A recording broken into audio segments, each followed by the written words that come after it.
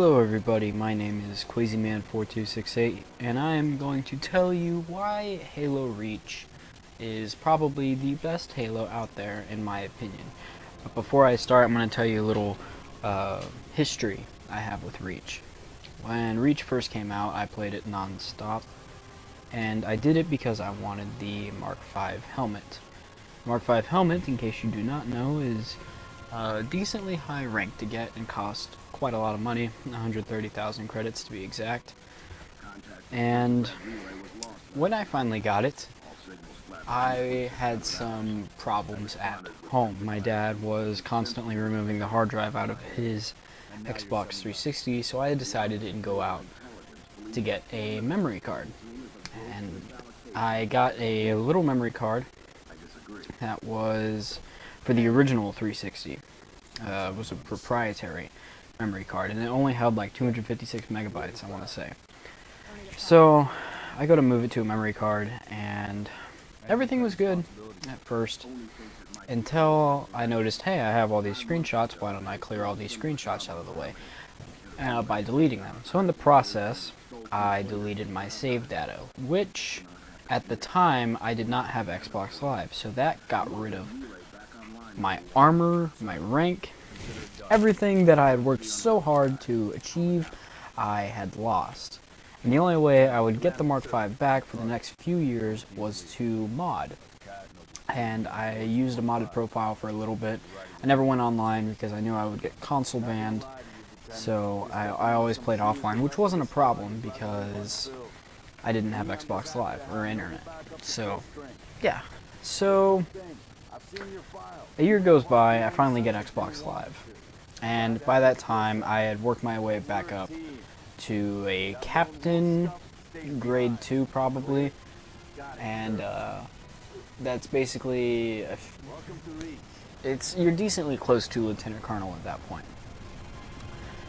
But since I had been offline, there was an update that I missed out on. See, when Halo Reach first came out, it started you out about 75% through the rank of recruit. And in order to patch this, they made you forfeit a certain amount of credits. So I didn't know anything at the time, so it asked me to forfeit a bunch of credits. And it deranked me all the way back to a sergeant. And this was in 2011. So finally, last year, actually, it's January 2nd now, I finally managed to get my rank back. I was done with Halo Reach for that amount of time. It was a kind of off project that I had started. Basically, just if you ever feel like playing Halo Reach, you'll get your rank back eventually. So I wound up getting to a major, and I figured I would, power through it and get to Lieutenant Colonel, which I did. So that was good, and you're probably seeing me finally with that helmet here. I've kind of worn myself out on Halo Reach for the third time again since powering through. So yeah. So why was Halo Reach so good? We move on into the real topic. Well, for me, the campaign was really phenomenal in my opinion because you kind of grew close to the characters. Had they lived through more games, you would have grown closer to them, kind of like Ezio in Assassin's Creed. But for the brief time we had with them, you felt as if you were a part of that story, which you were. It was your Spartan, you were Noble 6, you were the replacement, and you never really felt like you fit in until the very end when everybody started dying. So there was that. Another thing was the scenery and the depressing, I guess, feel you got as you get on. Why are the Covenant glassing this planet? It's full of innocent people, and you're sitting there, you're trying to defend it, you're doing your best, but you're losing. And finally, at the end, you die defending it. And you're just left kind of with this hole. What could you have done better? What did you do wrong that made you lose the war. And that's where Halo Combat Evolved takes off, which I'm not going to get into that. But another thing, like more things that made Halo Reach so good was its new kind of forge, okay? In Halo 3 you had forge, but it was mainly just weapons and items. And this one you had actual building blocks. So people, for the first time, were actually designing real like houses and structures, and a lot of the multiplayer maps were actually made completely from forge, which is a trend that started in Halo, which I'm not a too big fan of it for online multiplayer, unless you're playing with friends who actually made a map, which is cool.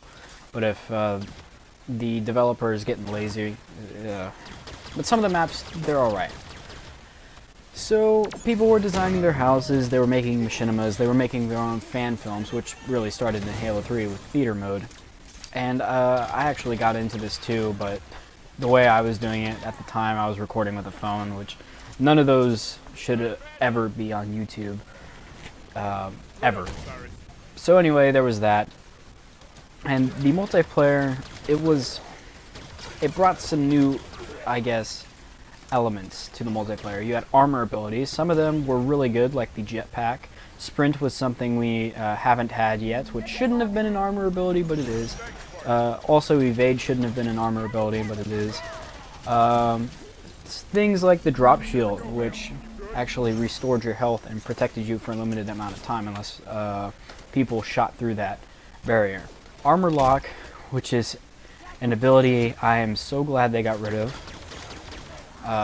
because that one was basically just, hey, you almost had me. I accept that you would have won that fight, but you didn't. Haha. I wish armor lock never existed, but it does. So that was new, and the weapons, like everything seemed grittier. Your Spartan, you could tell, was no longer just this standard futuristic guy. Everything it was more militaristic. You felt the grittiness, and it was your job to build a Spartan the way you wanted to. And they really nailed that, in my opinion. And they also, just the whole feeling of the world, it just really improved. It improved upon Halo. And surprisingly, a lot of people hated it, which I don't understand, because there's quite a lot of people out there that think Reach is the best one. But apparently a lot of people hated it, hence the new type of cyberpunk style we got with Halo 4.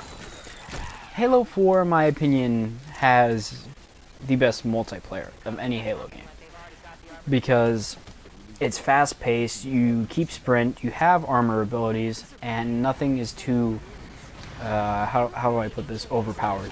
The cyberpunk style worked for the most part. I do not like the way they changed Master Chief's armor.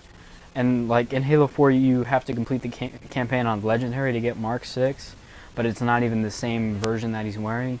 Same with Halo 5. I hope they didn't just retcon his armor into a different one, because in Halo 2, he's wearing Mark 6 and he gets he's wearing that same armor and he gets the chip on his breastplate, and that chip stays there in Halo 4. So I don't know what the deal is. Yeah, so there was that. Spartan Ops was decently cool. It kept me wanting to play Halo for a while. You got a ton of credits. There were no microtransactions at the time, which was good. There was DLC, which finally added in the Mark V, which isn't my favorite version of Mark V, but it's, as Mark V go, it's Mark V helmets and armor go. It's not too bad.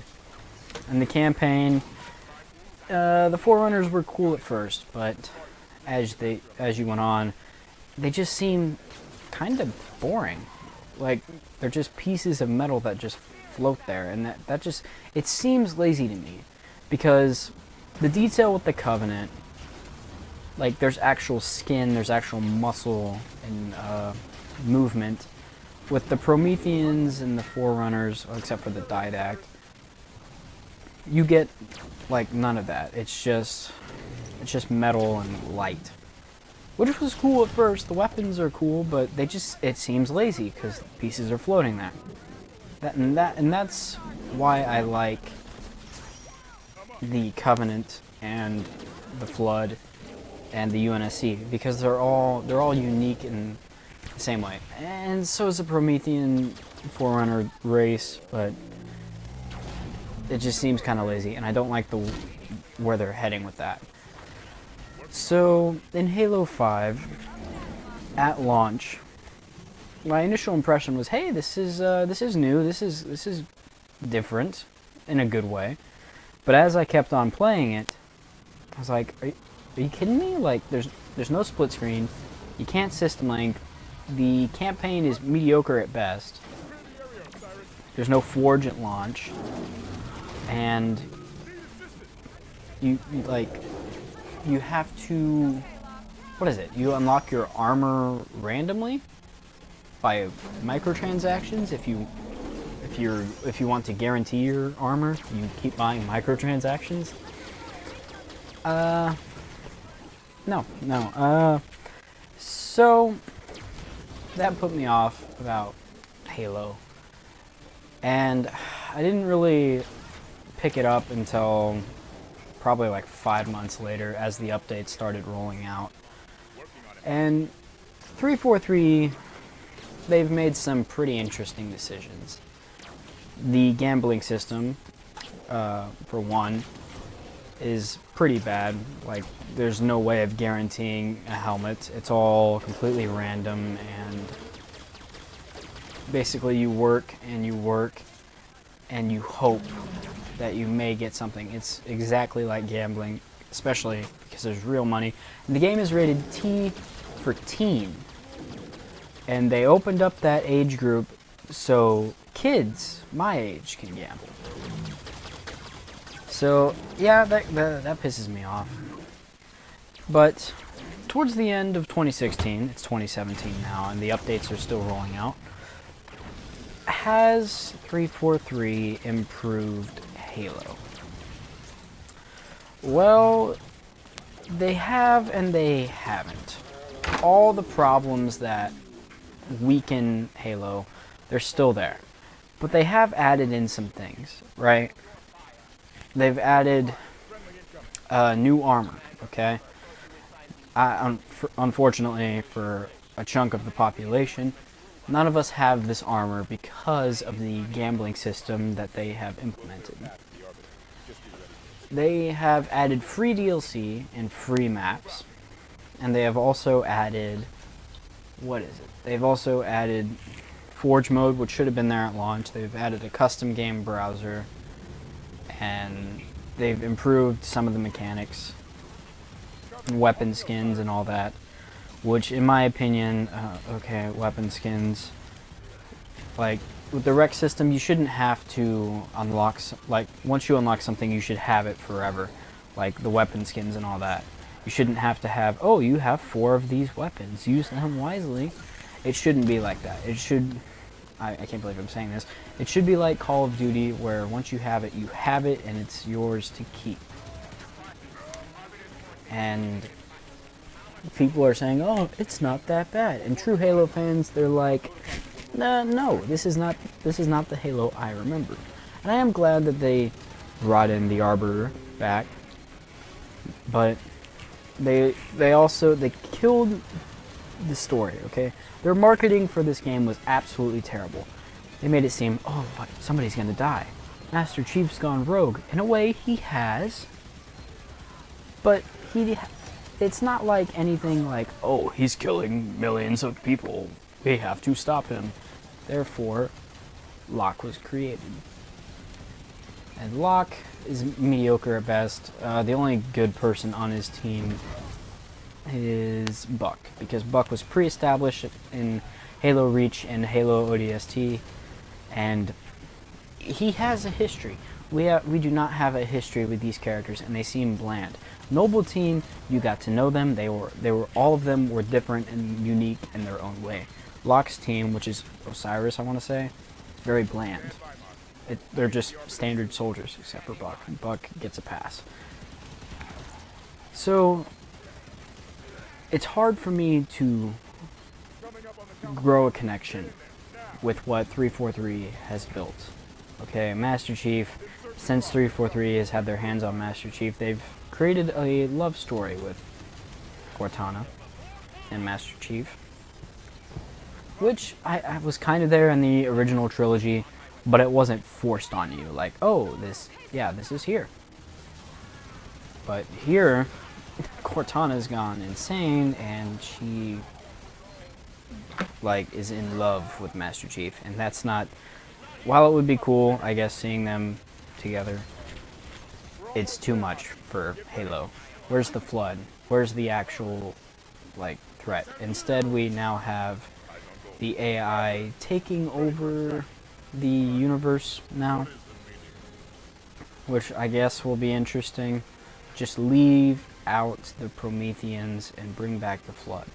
Now, I have hope for Halo 6, but if they screw this up like they did on Halo 5, there will be no recovery for Halo for me at all. And the reason why there is hope is because Cortana has found another Halo ring. And we are going back to Halo's roots. The past 2 games, I guess including Reach and ODST, so that's not 2, that's a few more, have not included an actual Halo ring. That's the whole title. And if they keep going with this franchise, they're going to have to find a new name if they're going to avoid the Halo rings. So I guess we'll see where Halo 6 takes us, and hopefully that'll be their strongest one yet. What I want to see in Halo 6: split screen, an actual credit system like in Halo Reach, or unlockable equipment. Now thank God Halo is actually giving us some helmets to actually unlock coming soon in 2017, including the original Mark V Delta, and some other helmets from Halo Reach. So I guess that's another plus. So credit system, split screen. I do not want to see microtransactions unless it's going to be in the form of map packs or DLC. I would also love to see story DLC. That would be cool. And overall, I want to grow a connection with the people I play as. So anyway, guys, I know it's been a while since I uploaded a video. Hopefully you guys will have liked this. I will see you guys later. My name is QuazyMan4268.